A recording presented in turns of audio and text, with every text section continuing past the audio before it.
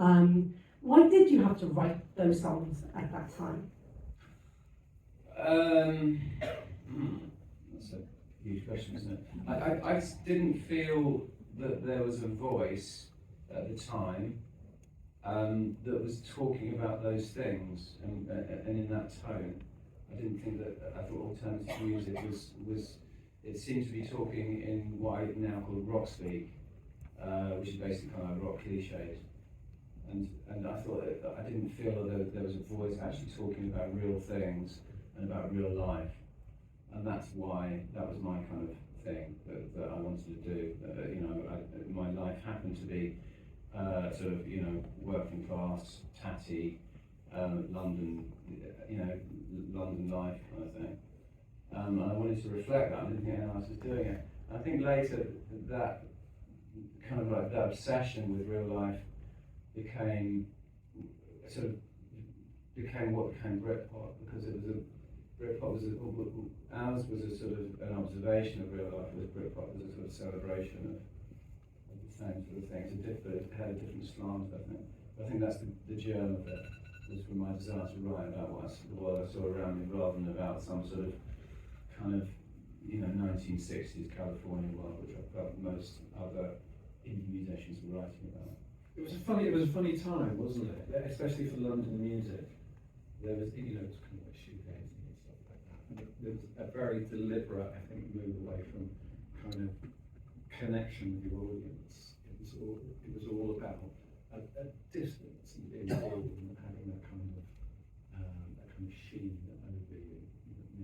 And I think we were quite lucky in a way that we came along at that time, because it felt incredibly fresh. I mean, we weren't doing anything that hasn't been done before, the Sex Pistols, Kinks or something like that. But I think it came in a time when that was incredibly unfashionable. Obviously, you having known each other, for such a long time, and obviously much longer time now. Did you have conversations about wanting to,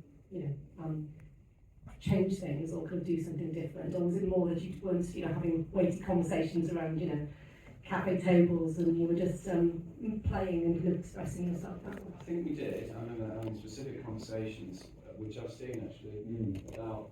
We had lots of conversations about why singers don't sing in their own accent. Yeah. And why singers don't sing in their own words. We were having lots of those conversations at her place about it. So these very specific kind of conversations about sort of what we kind of wanted to do and the kind of band we wanted to be, but at the time we weren't kind of capable of achieving that. We were kind of just sort of dreamers, really. We were just sort of theoretical three kids sort of sitting around strumming guitars badly. We weren't really capable of realising these ideas. But the ideas, there was a germ of an idea for the kind of band that we weren't able to realise until later, and it just sort of happened to coincide with the right time and the right place. It was as much about talking about the kind of records that we loved, the kind of things like the Pet Shop Boys, which weren't particularly fashionable amongst what we were doing at the time, but had that kind of sense of singing about a specifically London life, and he's got that voice which couldn't be from anywhere else, that kind of thing. So we spent, like most young bands, I think, we spent a lot of time playing the kind of records we wished we could make, and then failing to make them.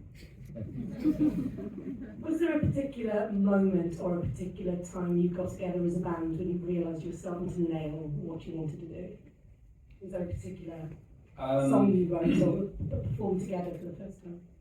Yeah, I mean, when we first started, there's a lot of very, very frustrating years. Well, not a lot, I suppose sort of two very frustrating years, weren't there? It felt like forever. It was about sort of 2.5 years. And number one, we weren't very good. We weren't very musical, actually. We were kind of like, just a bunch of kind of chances.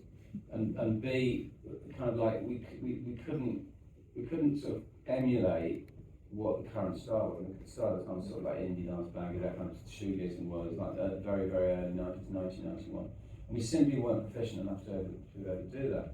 So what we had to do was just become Suede. and become really good at this one single thing. We had a unique selling point, which we didn't realise, and that was just being Suede sort of thing. And I quite like that. I quite like that when I can see it in some other bands. You know, I see it in bands like the National and even back to someone like the Velvet Underground or something. And you sense that neither of those bands could sort of suddenly do a sort of funk record. Us as well could never do a funk record. I'm so glad that We could, but it's terrible. That'd be really ill-advised. No, but do you know what I mean? We sort of became us, and at first the version of us was it was this crappy, sort of half-realised version, but we went away and we were ignored by the music industry for, they passed on us, because they were looking for the new cool band, and we weren't that. And we sort of went away and we were allowed to sort of just get on with it, and we wrote all these songs like Pantomime Horse and Drowners and lots of the songs you hear on that album. And we went and were playing them to sort of 2 people in pubs, and it was very frustrating, but it was all part of that kind of crucible of that journey that you have to go, that kind of like ordeal you have to go through to get anywhere with anything creative, I think. And I'm really glad that we did that way. We did it that way. It's interesting, that time in the early 90s, the kind of some of the biggest bands of the indie world are bands that had long periods of failure or periods of success then failure. So when you came to the recording of the album, just hearing, just the sound of you coming together, you sound like a gang, absolutely roaring and ready to go, throughout the records. Did you have a plan for the record to be saying something specific to the world about you as a group of men, a group of people? I think it almost happened early. I mean, a good kind of 3/4 of the record is what we were playing live. So there was almost a kind of Darwinian thing, that the things that kind of moved an audience and moved people were the ones that made it to the record. I mean, that's one of the things that's fantastic about playing to kind of like 30, 40 people. You learn really quickly what works, what goes off, what makes people move, what brings people actually near the stage. That's all we were really trying to do at the end, trying to get people out the bar. There's that thing that happens when you're a new band, you have this sort of big D-shaped space in front of you. It's kind of terrifying. Oh my God, it's so good. It's like everyone's kind of like, they don't want to be infected with your kind of failure. So anything to reduce the big D-shaped space. But did we have anything? I mean, there wasn't a kind of manifesto, but maybe there was a manifesto. I don't know. Maybe we didn't have an actual kind of written down manifesto, but I don't know. All these things like failure and sort of hesitation and sort of things like that. I kind of wanted to write that in a kind of rock context, I suppose.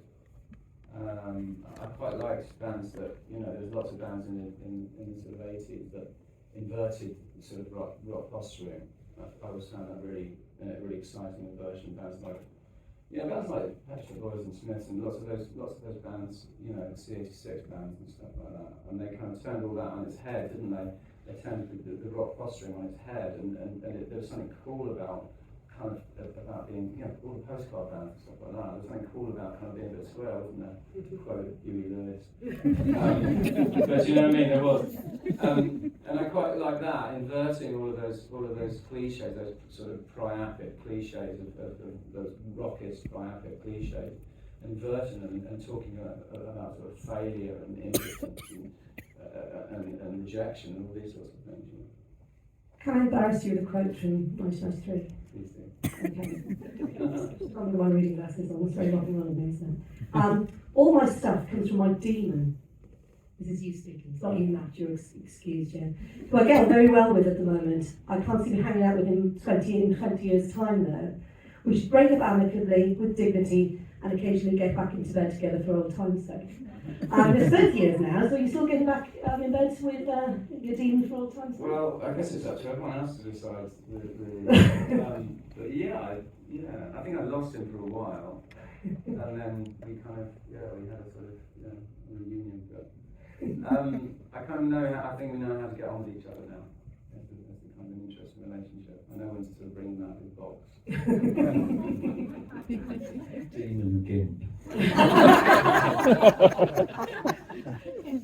So it's interesting the last week of being, obviously listening to the album, watching that amazing performance of the Brits, and it's just so bizarre seeing the suits in the audience, and it's the version of the D-shaped space in front of you, just on a grand scale. And that nerve, obviously, this is something you still interrogate in your music. Not fiction. You sing about, that persona of Brett. You sing about, the kind of teeth that you kind of need to be in a band still, and playing with the same sort of energies you did back then. Both of you, thinking of the people you were then, back in 1993, what would you say to them about what they were doing? Is there any advice you would give them from your many years of learned experience? I mean, the trouble is that we've just been talking about how it's your failures that make you, and it truly is. So, and there's tons of advice I could give my younger self to be kind of more successful, definitely richer, and kind of healthier. But at the same time, it's exactly that would be first then. But I don't know. We fucked up many times, and the one thing that I think is really good is that we've learned from our mistakes. You know what I mean? And I'm not sure we'd be making a record like Autofiction now if we hadn't made some shit records. I don't think we have that kind of hunger for kind of revenge, almost. To revenge on those records and what we did then. So it's really difficult, isn't it? It's kind of like, if you could live a perfect life, would you? I mean, I don't know what it would be. It's a strange question. So it is a strange question because it's part of the sort of thing of, especially the microcosm of rock music kind of encapsulates the paradox of that question in a way, because rock music is all about the unraveling, and it's all about the way it goes wrong. That's what creates the drama. Otherwise you're kind of some boring dull band trudging up the ladder in a slow and kind of mechanical way. And I never wanted to be one of those sorts of bands, and all the things that went wrong are all kind of part of the story. And luckily, you look back on these things and I think, oh yeah, we were young men, and like we burned left the band, all those sorts of things. We were young, we could have communicated better and stuff like that, but we didn't because we were young men. And that's part of the drama that's part of the soap opera. With this album, are there any tracks that you are particularly drawn towards, because of the memory of the way you wrote them or the way you recorded them?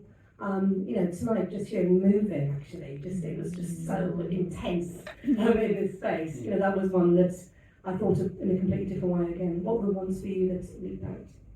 I always come back to Pantomime Horse, actually. Pantomime Horse is one of those things. I think it's the first thing Brett wrote that I didn't kind of understand. You know what I mean? But because being there through to start the band, everything we did and the things we talked about. But that was one of those songs that I heard as a fan, you know what I mean, and I had my own ideas of how it was about and this kind of thing. And we played it last week, and it just doesn't. It never feels like an old song to me. It's really strange. There's stuff on that record, like Moving, which I love. It's an old song, you know what I mean, and it's a young man's song. But that one, I don't know. It's walked alongside me for a long time now. Yeah, there's lots of songs on the album that are very special. Next Life's really special. That was something that when me and Bernard wrote it, I felt as though we'd sort of we'd gone somewhere we'd never been before, and it was very exciting for a band that basically kind of scruffy guitar rock band to write something that felt like this little kind of jewel, but that was in a completely different kind of world, to a piano thing. And it didn't feel overblown to me, but there was something really elegant about the timing. And So Young was also the end of the record, really. So Young was always a really proud song for me to have written. I felt as though, again, that was a step up from what we'd done before. It felt like it wasn't just sort of punky little kind of shouty choruses. There was something very elegant about it. And I love the instrumentation of it and you know, the piano parts and all these sorts of things. So yeah, those two songs I really remember. I have such fond memories of making the album as well, but at that time, whenever it was 1992, and when we were making the record, it was such an exciting time. I'm sure it must be incredibly exciting for every band who's in the studio making an album for the first time. And it probably does feel like this for everyone, but it genuinely did feel like we were doing something unique and special that no one else was doing. And that was a really exciting thing to be part of, that vanguard. We were kind of vanguard of one. There was no other bands doing what we were doing. It felt like we were explorers, pioneers out there, kind of like cutting our own path through the forest in a way. And that was an incredibly exciting feeling. And obviously when it came out and it did so well, you know, going straight to number one and later in the year winning the Mercury Prize, it had all this critical and commercial acclaim. Did that feel like a victory, or did it feel slightly odd given how you were, you know, working against the grain? No, I mean, it always felt. I think we've always loved. You know, you look at people like kind of John Light and people like that, who are these very odd, spiky individuals who had massive number one records. I think that there's a British thing that we quite accept the fact that you know Mark Balance and people like that become pop stars. These kind of odd characters. I think we felt like we deserved it. It's probably, looking back on it, was probably quite big-headed. But at the time, I mean, I thought it was a brilliant record, and I didn't like a lot of records that were out at the time. So it just, for me, it felt like finally, you know what I mean? It's kind of the rest of the world feels about this band, what I do. What about you, Brett? Pretty eloquent then. Sorry, what was the question? Just summed up so beautifully. Yeah. We've got a little bit of time for questions at the end, so I will wait for you to answer somebody else's question. Yeah. If that's all right.